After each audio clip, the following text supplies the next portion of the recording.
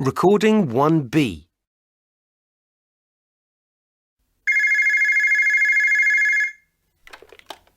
Westfield Sports Centre, can I help you? Yes, I hope so. I've recently moved to the area and I want to do some sports activities.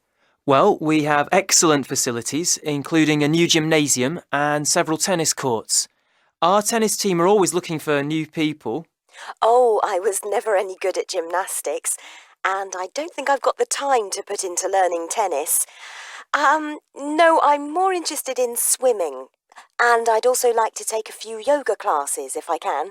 OK, well, we have 3 swimming pools, an Olympic-size 50-metre pool and a 25-metre pool, which are both outdoors, and a heated indoor pool, which is just 15 metres long, but is very popular with our members in the winter.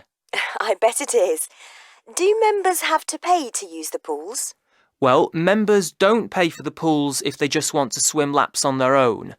We even offer complimentary classes for beginners, but we do charge a small fee if you want to take part in the advanced training sessions.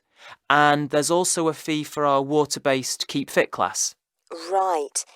And would I need to book any of the facilities, or can I just come whenever I want? We don't actually allow anyone to book the swimming lanes or the gym equipment, but for safety reasons, we can only have a maximum of 7 people in the sauna at any one time, so you do need to put your name on the list for that. Fine. Now, I'd also really like to take a yoga class. Do you have any? Yes, there are classes on Monday, Tuesday and Friday in the morning from 10 till 11, and then every Saturday and Sunday in the evening. Those classes are a bit longer, starting at 6 and finishing at 7:30. Right, I'll just make a note of that. So, does that mean that if I enroll, I can come on each of those days? No, each day is a different level, so you only come once a week. Oh, I see. Well, I've been doing yoga for a little while now, but I am still finding it quite difficult. Which level do you think I should choose? Most people start at the lowest level, and then you can talk to the instructor about changing if you think it's too easy. OK. How much are the classes? They're £1.50 an hour for members. Great. Now, I'd like to come in and look at the facilities. Would someone be able to show me around? Yes, no problem. Who should I ask for? Ask for me. My name is John Doherty. That's Doherty. And should I just ask for you at the reception? Actually, my office is on a different level. Take the lift up to level 1 and you'll see my name on the door right in front of you. Great. I'd like to come tomorrow, if that's OK. What time suits you? Well, I have appointments from 9 to 10:30, so could you make it 11? I'm sure that will be fine. But can I just take your direct number in case something else crops up? That's a good idea. My number's 0117 965 478. Great. I think that's everything, so I'll see you tomorrow. Oh, my name's Alison Martin, by the way. Thanks, Alison. See you tomorrow.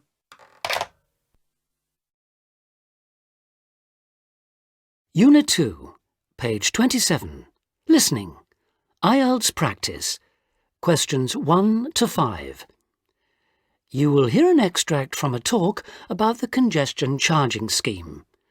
You should answer the questions as you listen because you will not hear the recording a second time. Listen carefully and answer questions 1 to 5. For more practical details, I'll pass you over to John Ward from the London Tourist Agency. Thanks. So that was a brief introduction to the congestion charging scheme. But if you're actually going to be driving your car in London on weekdays, there are a few more details you will need to know. Firstly, you don't need to worry about paying all the time. The charge applies between 7 in the morning and 6:30 in the evening, Monday to Friday. You'll be pleased to hear, however, that because the scheme is intended to reduce traffic during busy working hours, evenings and weekends are free. If you enter the zone during the charging times, you'll be eligible to pay the standard charge of £8, which you can pay until 10 o'clock on that day. After 10 o'clock, this charge rises to £10. But be warned, if you fail to pay before midnight, you will have to pay an automatic penalty charge. In other words, there's no escape. Let's move on to paying. The charge, as I've said, is £8 a day, and the authorities have set up a number of systems to make it easy for you to pay, or rather to ensure that nobody has a good excuse for not paying. So, using your credit card, you can pay by phone, by text message, or on the internet. The other option is to go to one of the 200 pay points inside the zone, or the 9,500 pay points elsewhere in the country. If you know you're going to be driving in and out of London on a regular basis, you can buy weekly, monthly, or annual passes, rather like a railway season ticket. Unit 2, page 27. Listening. IELTS practice. Now listen and answer questions 6 to 10. OK, on to the area itself. The congestion charging zone is everywhere inside London's inner ring road. For those of you not familiar with London's road system, this includes the City of London, that's the main financial district, and the West End, the commercial and entertainment centre. If you're still not sure, there are very clear signs on all roads which indicate when you are entering the area. These are round and have a white letter C on a red background. The scheme is policed by cameras which photograph all cars entering the area and send them to a computer which can recognise all British and European car registration plates. If you pay the £8 charge, you'll find London a little easier to drive round than it was before the charge was introduced. But if it's all too much trouble and you decide to leave your car at home, then you are left with public transport. That's trains, buses, taxis, or the underground. Some of the money from the congestion charging scheme is being used to upgrade public transport, so you should see improvements there. And because of reductions in the number of private vehicles on London's roads brought about by congestion charging, buses and taxis are providing a quicker, more efficient service than they did in the past. OK, I've covered the main details that you need to know. Recording 15C. OK, so it's Millie's turn to give her tutorial today, isn't it? That's right. I'm going to talk about renewable energy sources, and specifically solar towers. I'm not sure how much you already know about solar towers, so I thought I'd start with a few questions. First of all, does anyone know how solar towers work? Don't they somehow use the sun's energy to create electricity? Yes, in a way. They actually work by using the sun to make columns of hot air that rise upwards through the center of the tower. Now, do you know how old this idea is? I would have thought it was a 20th century idea. That's when we've had to start thinking about how to solve energy problems, isn't it? No, I read something about this last week. The first time solar energy was produced was in the 17th century, wasn't it? That's right. So it's not a modern idea at all. And Leonardo da Vinci also made sketches of a solar tower, though he never actually built one. Their recent history starts really with a man called Georg Schleck. Yes, I read about him.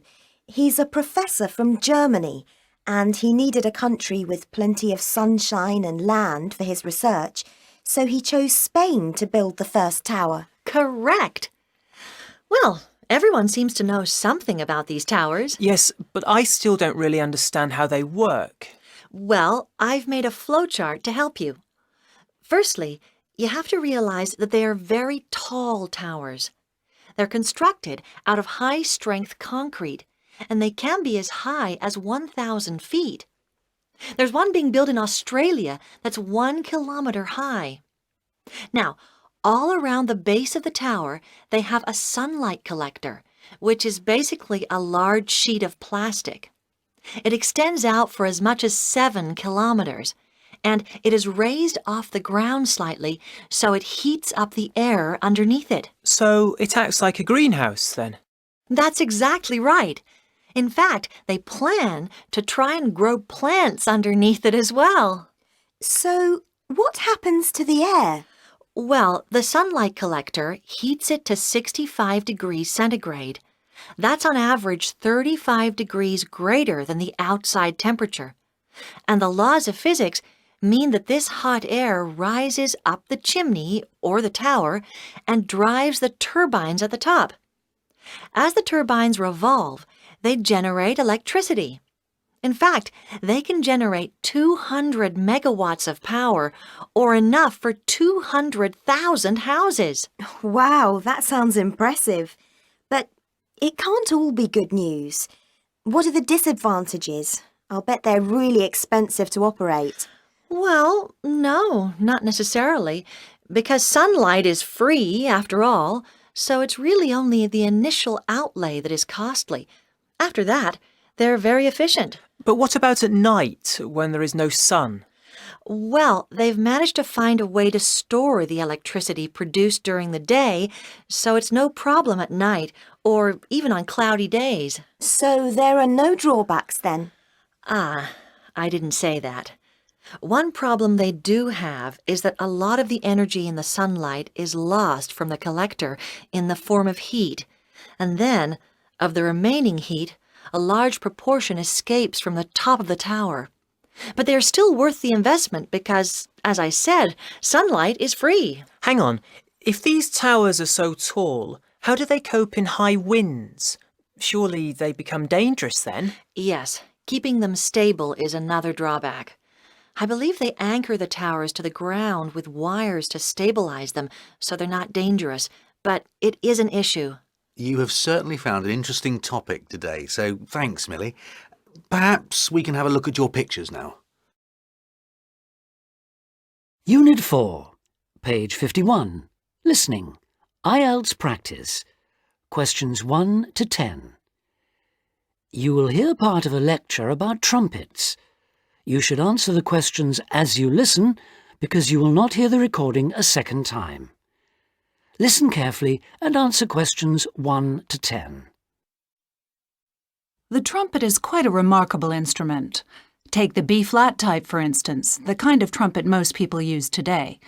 If we stretched one out in a straight line, it would measure nearly 140 centimeters in length. What we see in the diagram, then, is a very long brass tube wrapped around itself in order to save space. To produce its characteristic sound, the musician blows continuously into the small metal cup on the left called the mouthpiece, which is shaped to fit the lips. The air travels along the lead pipe and round the tuning slide, which can be moved in or out to change the instrument's pitch. The air then reaches the feature that distinguishes the trumpet from, for instance, a bugle, the 3 valves that extend from above the top to below the bottom of the instrument.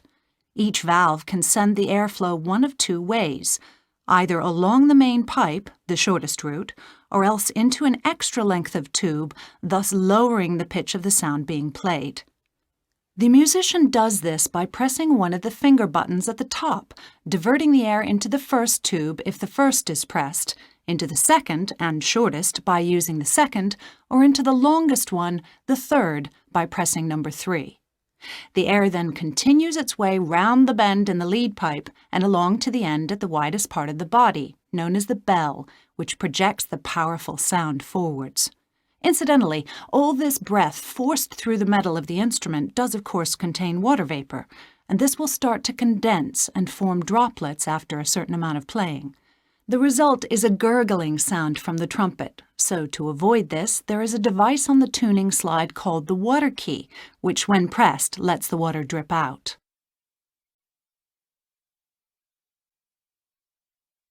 The trumpet in one form or another has been around for a long time. The earliest type we have actual proof of was a short, straight instrument used with marching soldiers by the ancient Egyptians' 18th dynasty, which makes it 3,500 years old, although other cultures in China and Peru certainly had something similar very early on. This use of the trumpet in military contexts, as well as at ceremonial occasions, was to continue through the times of the ancient Greeks and Romans, but it wasn't until the 17th century that it became a genuinely popular instrument, at least in the West.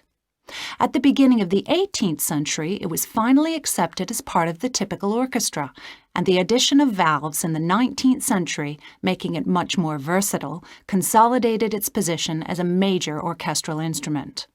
Nowadays, the sound of the trumpet, which is of course both loud and clear, means that for many pieces it is used to lead the brass section of the orchestra.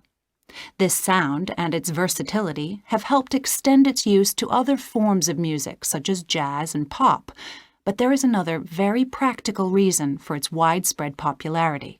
In comparison with many others, such as the tuba, the cello, or even the trombone, it is a fairly small instrument that can easily be transported and played just about anywhere.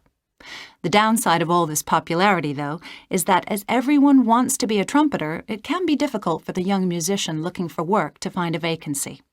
As a result, it's often the case that quite a few of the French horn players in a modern orchestra actually began their musical careers as trumpet players.